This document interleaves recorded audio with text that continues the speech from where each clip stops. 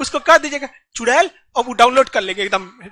याद करो फलाना तारीख इतना बज के इतना मिनट में चुड़ैल बोला। हम लोग फोड़ रहे थे यहाँ पे, अब भूकंप आ रहा था यहाँ। फोन किया अमेरिका को कि बकलवा आंधी उंधी ना उठ लो, फोड़ दिया वो परमाणु बम। थोड़ा बहुत कॉम्प्रोमाइज करके चलिए, भीड़ रहता है ना तो बहुत दिक्कत हो जाता है। लड़की लोग को कहते हैं जितना तकलीफ लड़के सह के पढ़ते हैं ना, आप लोग पढ़ाई छोड़ दीजिएगा। इन बेचारों को देखिए ना कितना मेहनत है। देखिए इसको, किसी लड़की को हम बोल देंगे काला सांड या मंगरैला तो कल से क्लास छोड़ देगी, कोई ठीक नहीं, जाके FIR लिखवा देगी। ये बेचारों को झोरते रहते हैं, डांटते रहते हैं, जमीन पे बैठा रहता है, लसराया रहता है। इसे हाँ, लड़कों का दिल एक्चुअली होता ही नहीं है ऐसा। हम तो अपने को भी बोल देते हैं मंगरैला। लड़के किसी चीज को न सुनते ऐसे निकाल देते हैं, मतलब वो खराब चीज को सुनेगा सब निकाल देगा सब। लड़की उल्टा होता है, वो बढ़िया का चीज निकाल देती है। हाँ, खराब का डाउनलोड कर लेती है सब। उसको कह दीजिएगा चुड़ैल, और वो डाउनलोड कर लेंगे एकदम। याद करो फलाना तारीख इतना बज के इतना मिनट में चुड़ैल बोला था। चलो डिस्टर्ब नहीं, चलिए याद देखिए। ये नहर का नाम बता सकते हैं? इंदिरा गांधी नहर। दुनिया की सबसे लंबी सिंचाई नहर इंदिरा गांधी ने। दुनिया की सबसे लंबी नहर भी तो इंदिरा गांधी। 1974 में इंदिरा गांधी ने डिसाइड किया कि हमें क्या बनाना है, परमाणु बम बनाना है। कब डिसाइड किया इन्होंने? 1974 में। बट उस समय हम लोग उतना डेवलप नहीं थे, तो हम लोग यहां पर मई 1974 परमाणु बम का परीक्षण करने के लिए सोचे। लेकिन 1974 में हम लोग उतना डेवलप नहीं थे। 1974 में हम लोग के यहाँ मोटरसाइकिल नहीं थी बढ़िया, राजदूत उष्टू टाइप का थी सब। वहां फ्रीडम तो इधर आया है यार, 1974 में फ्रीडम कहाँ था?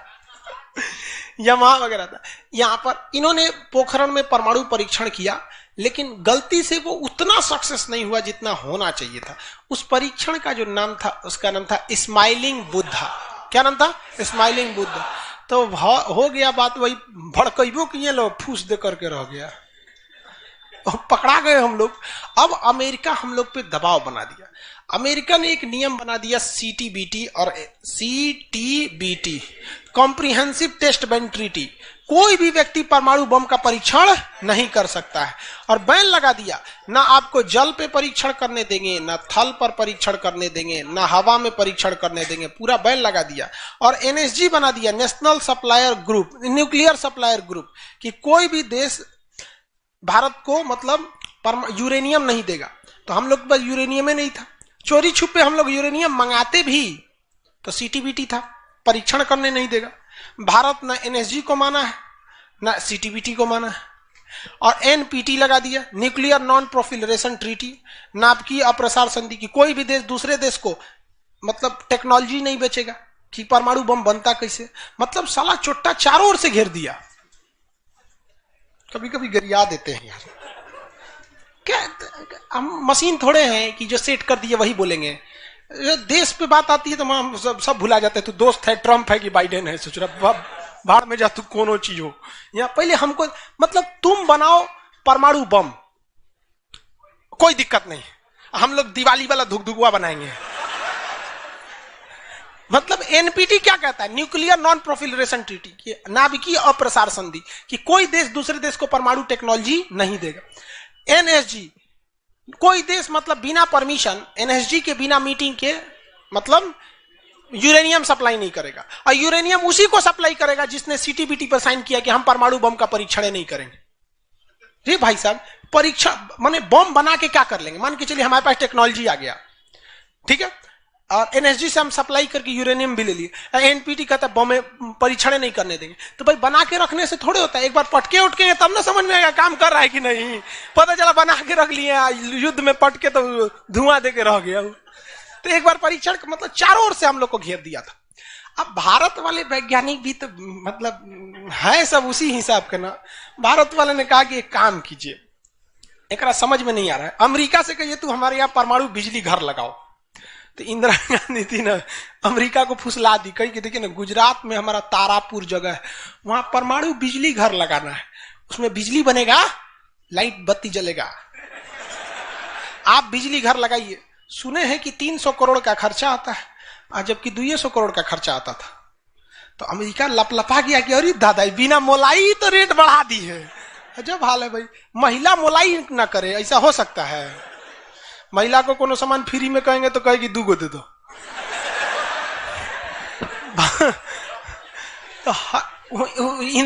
अमेरिका ने सहयोग कर दिया, हाँ हाँ हम पूरा परमाणु बिजली घर बना देंगे, बिजली बनेगा, आपके यहाँ भुक भुक वाला लाइट जलेगा एकदम।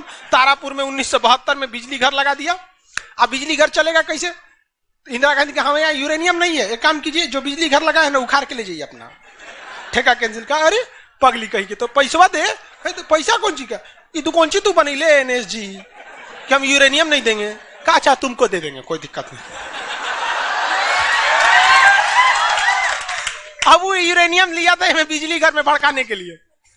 अरे भैया तू ले आओ ना, हम लोग ने डिसाइड करेंगे इसको भड़काना किधर है।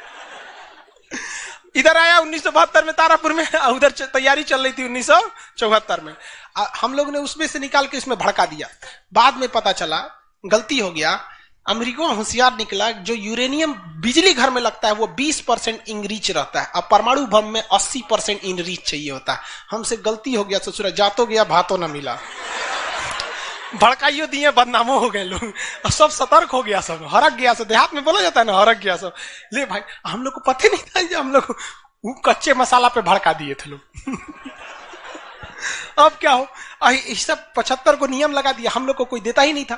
तो बस अब भारत में वैज्ञानिक, इंदिरा गांधी ने प्रोग्राम को कैंसिल नहीं किया, कहा कि बनाइए। अब भारत में धीरे धीरे आगे गए, एक से एक वैज्ञानिक मिल गए सब। उसमें एक चिदम्बरम थे, बहुत मशहूर वैज्ञानिक, और उसके बाद मिल गए हमारे APJ अब्दुल कलाम, सोने पे सुहागा। इन्होंने परमाणु बम बनाने की पूरी तैयारी कर ली। अब तब तक लेकिन कोई भी प्रधानमंत्री डरे उन लोग को खुली छूटे नहीं देता था कि परमाणु भड़काइए, क्योंकि अगर फूस हो गया, देखिए भड़क के सक्सेस हो गया तो किसी के बाप की औकात नहीं फिर कुछ बोले। भड़का दीजिए उसको, उसके बाद कौन सी बोलता है, ले आओ रे, ले आओ तो कौन सी है नहीं। लेकिन अगर भड़काए और फूस कर गया तब तो पिटा जाएंगे।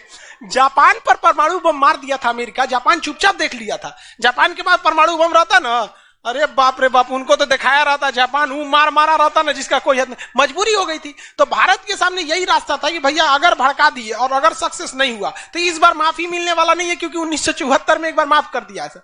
लेकिन अटल बिहारी वाजपेयी का जब नेतृत्व आया प्रधानमंत्री का, तो अटल बिहारी वाजपेयी ने कह दिया था भैया कुछ भी हो जाए, कुछ भी हो जाए, हमारा देश रहना चाहिए। आज के नेता रियलिटी बताते हैं। अटल, हम और आप उस पीढ़ी में से हैं जिन्होंने एक साथ 2 महापुरुष को अपने देश में देखा, राष्ट्रपति के रूप में APJ अब्दुल कलाम और प्रधानमंत्री के रूप में अटल बिहारी वाजपेयी। और यह सौभाग्य पृथ्वी पर अब किसी को नहीं मिलने वाला है, क्योंकि ये ऐसे लोग थे जिनका अपना परिवार बाल बच्चा कुछ नहीं, देश ही समझा मतलब देश है यहाँ पे, और कुछ नहीं। यहाँ पे गलवान में चीन घुसा है ना, चोट्टा अटल बिहारी वाजपेयी रहते तो क्या बता रहे, तो दिखने में बुढ़ा थे अटल बिहारी वाजपेयी। यहाँ पे बड़े बड़े जवान लोग का छक्का छुड़ा देते थे बॉर्डर पे। उन्होंने खुला छूट दिया APJ अब्दुल कलाम को, कहा कि आपको हमारे परमिशन की जरूरत ही नहीं है, आपको जो करना है करिए, हमको नहीं, हमको बस परमाणु बम चाहिए, हमारी सरकार रहे चाहे सरकार गिर जाए। और रियलिटी में है, भारत में अटल बिहारी वाजपेयी अगर परमाणु परीक्षण न करते तो भारत पर अमेरिका सैंक्शन नहीं लगाया रहता और अटल बिहारी वाजपेयी की सरकार नहीं गिर जाती। लेकिन अगर वो अपनी सरकार को सोचते तो कोई भी शिक्षक मंच पर खड़ा होकर किसी प्रधानमंत्री का खुलेआम तारीफ नहीं कर सकता, वरना कितने प्रधानमंत्री आए, कितने गए, किसी के लिए शब्द नहीं निकलता है। तो इतिहास हमेशा याद रखिएगा, आपको न्यौछावर करना पड़ेगा। यहाँ पर ऐसे चमचागिरी करने से किसी का नाम लेता आदमी, लेकिन विरोधी भी जिनका नाम लेते हैं ऐसे महापुरुष थे अटल बिहारी वाजपेयी, APJ अब्दुल कलाम। कोई है जो गिर जाएगा? हाँ, उसे जो अपने बेचारा शर्मा जाएगा, किसको बोल रहे। उन्होंने खुला छूट दिया और कहा कि जो करना है करिए। APJ अब्दुल कलाम कहे ठीक है, लेकिन अमेरिका को पता चल गया कि सोचा APJ अब्दुल कलाम चल गया वहां, ये पक्का सफल कर देगा, तो उसने उसके ऊपर ना सैटेलाइट छोड़ दिया, अमेरिका से सैटेलाइट छोड़ा और भारत के ऊपर निगरानी करने के लिए। अब यही गलती कर दिया अमेरिका से सुरा। APJ अब्दुल कलाम को फुसलाने के लिए नासा बुलाया, आइए ना, आइए नासा आइए। तो APJ अब्दुल कलाम चल गए और कहा कि देखिए देखिए कितना बड़ा बड़ा मशीन है नासा में, ऐसा ना इंडिया में है, टूटल फूटल स्टेपलाइजर रख ले रहता है, स्टेपलाइजर का नट उठ जाता है तो पिलास से दाब के करता है। कहा वहां वैज्ञानिक बने, यहाँ आइए हम आपको नासा का हेड बना देंगे यहाँ पर। कहा कि ठीक है, हम नासा का हेड, हम क्या करेंगे, हमारा कौन है, ना बाल बच्चा ना कुछ, एक को चीज है मेरे लिए, मेरा दुनिया में कुछ नहीं है, केवल और केवल मेरी भारत माँ है, आप वो भी छीन लेंगे हमसे, ऐसा थोड़े हो सकता है। उन्होंने कहा नहीं, और यहीं से थोड़ा उससे गलती हो गया। वहीं पर उन्होंने देख लिया था कि अमेरिका ने भारत के ऊपर क्या लगा रखा है, सैटेलाइट मॉनिटरिंग के लिए, और वहां पे उसने अमेरिका की सबसे बड़ी गलती हो गई। यहां आने के बाद उन्होंने बता दिया, देख भैया हम जो काम कर रहे हैं ना, सारा अमेरिका क्या कर रहा है, सैटेलाइट से देख रहा है। तो सब वैज्ञानिक का असर ले, भड़काने से पहले तैयारी करना पड़ता है 1.5-2 महीना की। अब क्या किया जाए, तो कहे कि देखो भाई, इस अमेरिका की जो सैटेलाइट जाता है ना, दोबारा घूम के आने में ना लगभग 1-1.5 घंटा का गैप हो जाता है। इसी बीच में जो करना है करो। कहा कि 1.5 घंटा में कौन सी करेंगे।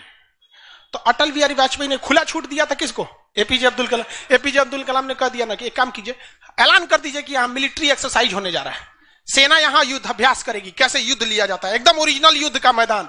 अब युद्ध में कहीं घर बन रहा है तो कोई पूछ रहा है काहे लिए बन रहा है, तो इसी पे जो बम मार के प्रैक्टिस करेंगे। घर नहीं बन रहा था, वो इसलिए बन रहा था कि परमाणु बम कितना खतरनाक होगा।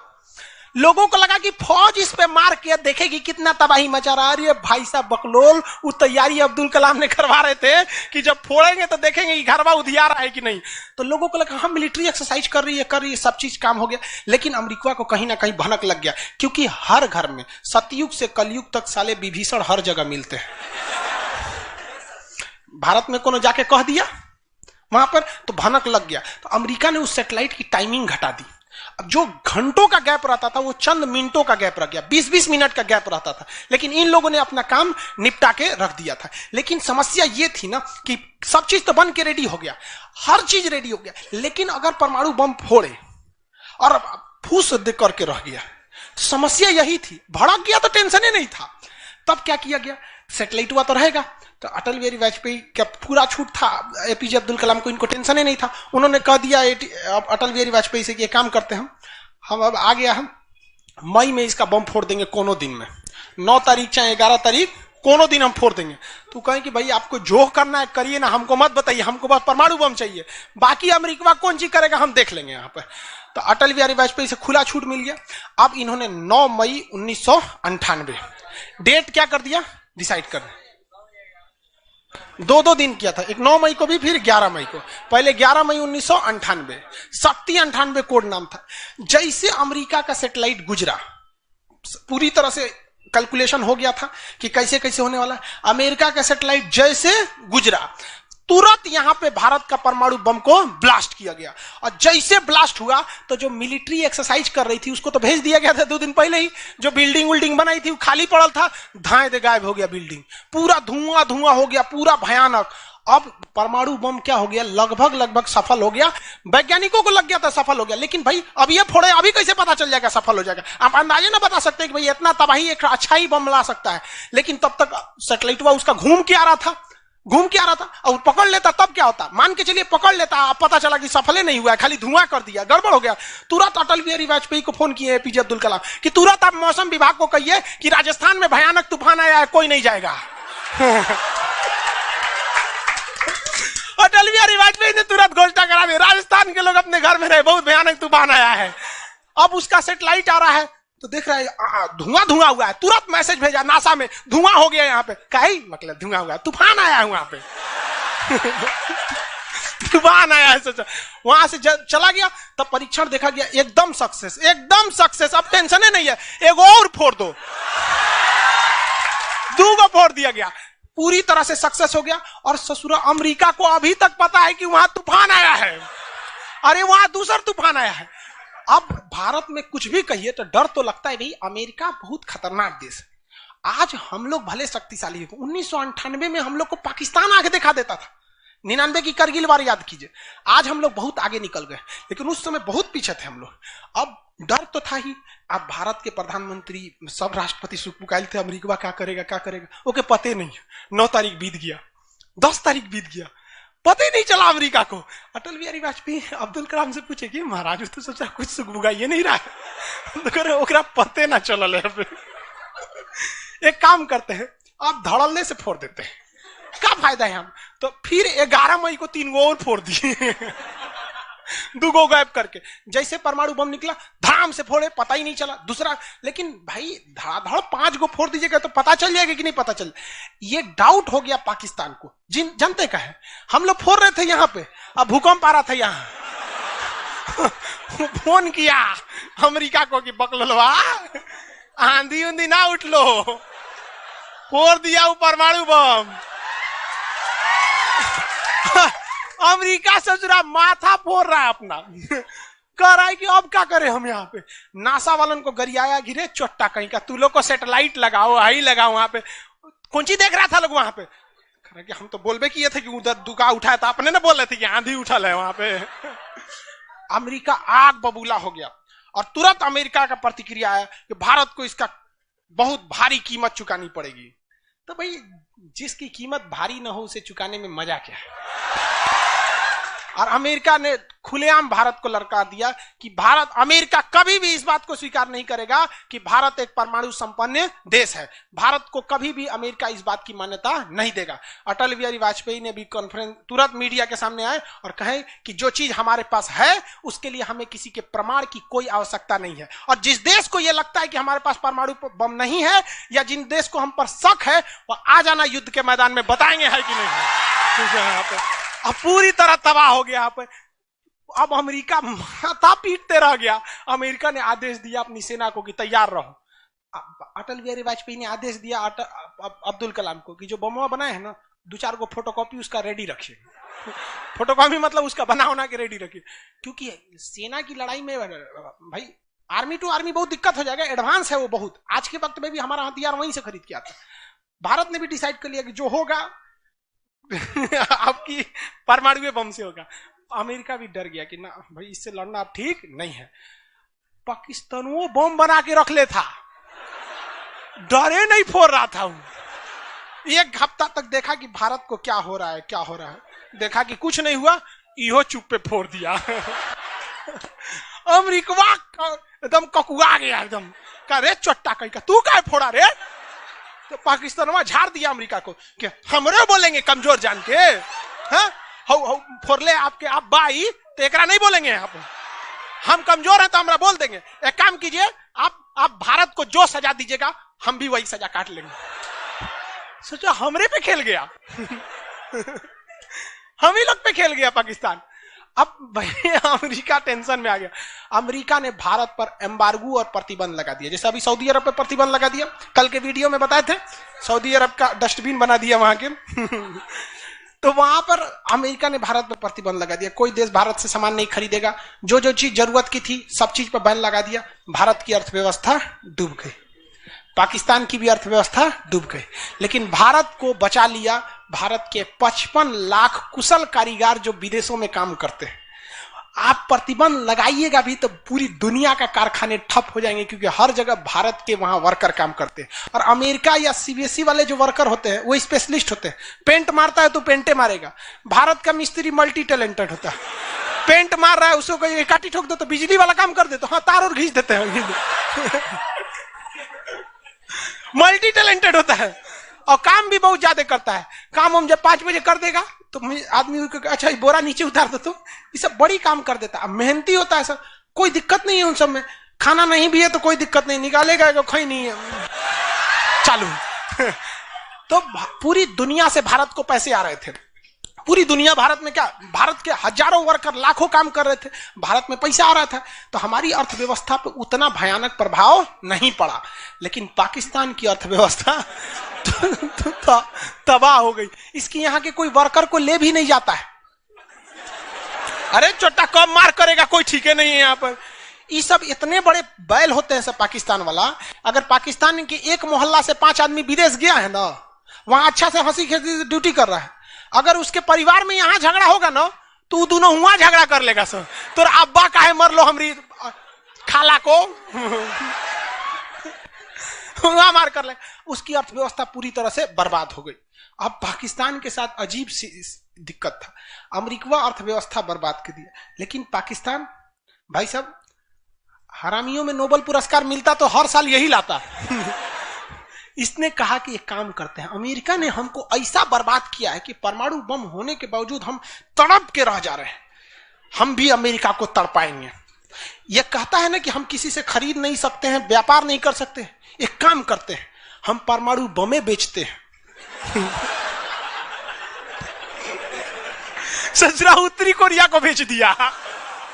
किंग जोंग पगला को देखे, उसका टेक्नोलॉजी पाकिस्तान दिया है। सद्दाम हुसैन को, ईरान को, सबको बेचने लगा कि सारा थ्योरी ले आके देखता था कि देखिए ऐसे ऐसे परमाणु बम बनता है, लीजिए 20 करोड़ दीजिए जाइए। अब अगला हिसाब, 1 महीना तो काटेगा आदमी, अगला हिसाब देखे।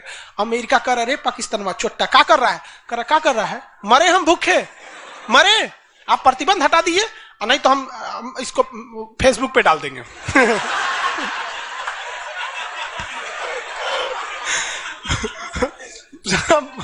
अमेरिका पगला गया, अमेरिका प्रतिबंध हटाया। इस बार फायदा उठा लिया भारत, कहा कि रे ओकरा हटाया तो हमरो प्रतिबंध हटाओ। समझ आ गया कि नहीं? तो गलती से भी अगर हम लोग जब भी एक दूसरे का अंतर्राष्ट्रीय मंच पर साथ दिए हैं ना, तो दोनों को फायदा हुआ है। लेकिन ये चोट्टा उसको समझ में नहीं आता है। अभी भी अगर वो शांति से रहेगा ना तो बहुत आगे जाएगा, और अशांति से रहेगा तो एकदम में आगे चल जाएगा।